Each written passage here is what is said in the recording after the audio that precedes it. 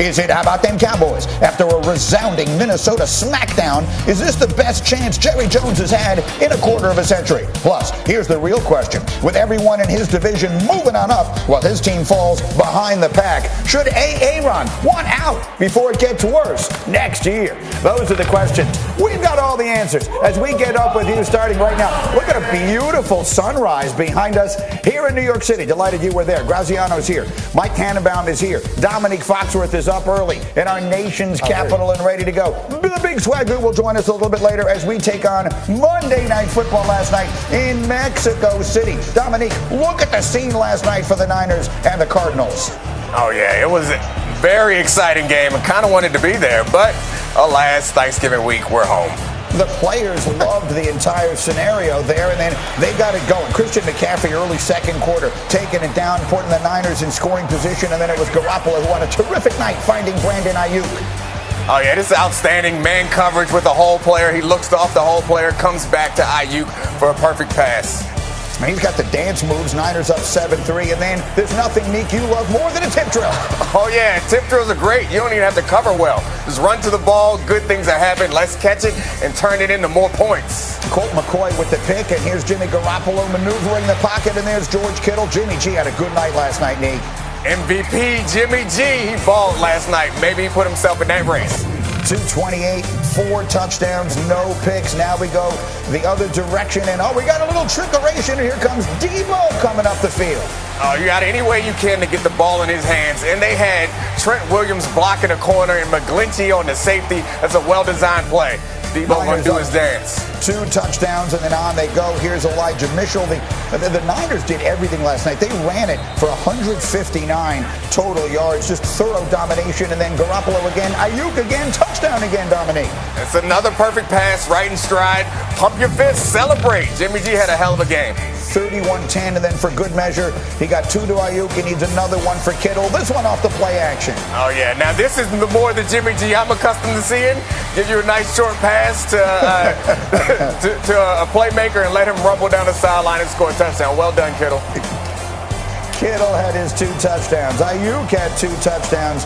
This was a resounding statement from the San Francisco 49ers, and our Louis Riddick was looking on, and he tweeted, the 49ers are bullies, the kind that can turn the NFC on its head. And listen, it breaks my heart to say it as we bring this out, because I've been the one riding the Dallas bandwagon all season long. But I'm going to make the statement right now. That team we watched last night, that looks like a Super Bowl team. With the weapons they've added, with the health, people forget how banged up that defense has been most of the year, but it is elite. I'm watching a team play last night, Mike T, and all I can think is I could easily see that team in the Super Bowl.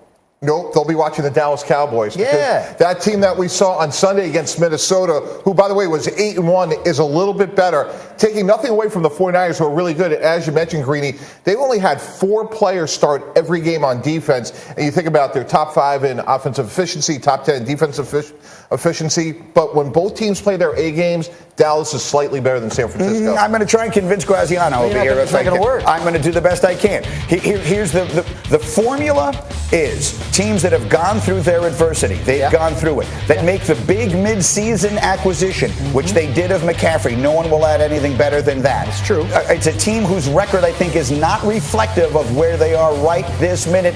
Can I hear an amen from Graziano? No, I'm with Mike Tannenbaum. I think the 37-point road victory over the previously 8-1 team is a lot more impressive result. Look, if the 49ers have a playoff game against the Arizona Cardinals or another team that is just as ambivalent about tackling as the Arizona Cardinals are, then I think they've got a really good chance to go to the Super Bowl. But unfortunately for them, in the playoffs, you do play the better teams, such as Minnesota, who Dallas went in and absolutely thumped, again, in their building.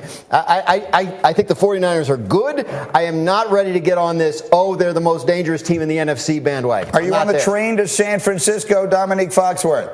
I can't believe that this argument is between Dallas and San Francisco. You're being so disrespectful to Philadelphia. Like, I think that Dallas is very good, but what Philadelphia has done so far this season has been impressive. Yes, they're in a bit of a lull, but they'll come out of it and play well towards the end of the season. But it's certainly not the 49ers. I got them as potentially a Final Four team. However, it comes down to the quarterback spot. And the guy you see right there, Jalen Hurts, is playing quarterback throughout the course of the season as well as anybody. And I trust him to take a leap and play well in the playoffs more than I do Jimmy G to make those plays when you need your quarterback to make some plays. I understand that. Jimmy G remains the most confounding player to classify in the entire NFL because all they do is win when they play. Why are you shaking your head like that? I don't think he is. I think he's a solid quarterback that eventually is going to either get injured or make a play that gets you beat. I think that's what he's proven to be. And the 49ers know this, which is why they aggressively traded up to draft his replacement 2 years ago. And now they're going with him. They're putting as many great pieces around him as they possibly can to prop him up and hope that it finally works this time. It is remarkable when you think about it, Mike T, as a person who majored life in team building and all of that. I mean, you want to talk about the road less traveled. Jimmy Garoppolo was the guy who they were absolutely trading. Then he had to have the surgery. Then he wasn't even practicing with the team because it was so clear he wasn't going to be on the team. Then all of a sudden, here he is, and he might lead them back to the Super Bowl. I agree. The most consequential move the 49ers made in the last 2 years may have been that pay cut that they got Jimmy G to agree with, because imagine where they would be today without him. And we can say a lot of things about what Jimmy G doesn't do, but the one thing he does is win. And I know we could argue about winning is not a QB stat, but when this guy's in the game with this team, they either go to Super Bowls or championship games. Winning is only not a QB stat when we don't want it to be. Like winning, Dominique, winning is as a QB stat is the most conveniently used statistic in the world. It can mean whatever you want it to mean. The reality of it is, if we're going to give other quarterbacks credit for winning, we cannot take it away from Garoppolo. When he plays, they win. It is a pretty simple formula. We still can take it away from Garoppolo. I think that he played really well last night, and we should be impressed with him, and we should celebrate that. But when the reason why you lose is because of your quarterback, I think it's unfair to then count games that they won last year, despite him, as like a credit to him as a player. I feel terrible, like talking bad about him after he played well last night, but we know who he is. He has the capability to play that great in those situations, but he also has the capability to do what we saw him do in the playoffs last year. Well, when he finished the season healthy, he was in the Final Four each of the last 2 years. Again, there was a season in between, but he was hurt and all of them were hurt. So, I mean, let's put it this way. He's certainly good enough to win with because they win with him. I mean, you can see by the way that they design game plans in the playoffs that they don't trust him. Like to get to the Final Four that first time, I think he threw 8 passes in the game against the Vikings. He had to. I mean, Raheem Mostert was running. My point is, like, you have a choice of what to call, and they try to take the ball out of his hands as much as possible come postseason. I'll say that he looks good. I think he looks better. Yeah, he looked great this year than we've seen him in the past. He's decisive. He's quick with. So maybe. Right. And they have better weapons. Greedy, like the old Parcells Jackson, go by what you see. They've only had 4 defensive players start every game. This is a team that's been undefeated in their division, and he's the constant. So, is it the Niners or is it the Cowboys? Our next stop is Dallas. Cowboys are 7-3 after that 40-3 thumping of the Vikings behind a near-perfect game from Dak Prescott. Speaking of whom, Michael Irvin had this to say yesterday on First Take about his team's quarterback. No doubt in my mind that team that I saw said we are the best team in the National Football League. We ain't got to talk about how y'all went all after Dak last week. Everybody went after Dak. Dak got to stand up and show he a man. He has to lead this team right now. He has to show he can beat this team. And you said it because you had no faith that he could do it. But Dak has always been a great overcomer, and he's always over-deliver. It's one thing to be an overcomer. That means you get over things. But when you overcome and over-deliver, that's a whole nother statement.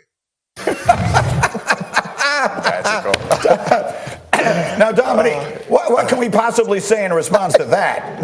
It was nothing. Like I love it. Like, I think that we should just have a show of us replaying Michael Irvin getting enthusiastic about anything, and that is more entertaining than anything any of us could do. I just want to run that clip back for the rest of we got 2 more hours. Just run that in a steady loop of him making up words, and actually all those words were good, but I would like him to make up some words, some over words. Then I'm going to give you some words and it's not so much much you, but a lot of other people who sit at this desk over the course of a week. I want the same energy that I heard last week about Dak Prescott delivered this time in his favor. Nick, and I'll start with you as a member of the Prescott family. He was sensational the other day. Oh, by the way, since he's come back, they've scored more points than any team in the National Football League. And all of last year, when he was healthy, they scored more points than any team in the National Football League. Dak Prescott is an elite-level quarterback, and people, for some reason, don't like to say that out loud. Nick.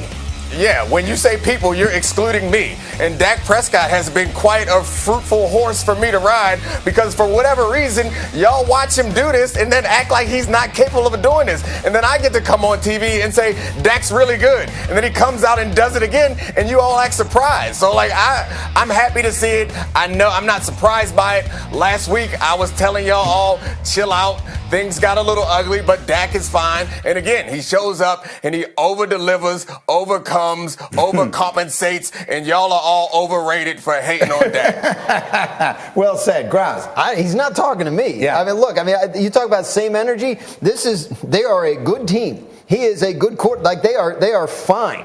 And this is what I was saying last week. Since he's come back, they've scored a lot more points than they scored in his absence. Even all that winning they did with Cooper Rush, the offense is operating at a higher level. They've gone over 40 points twice since he's come back. So look, I think they're in great shape.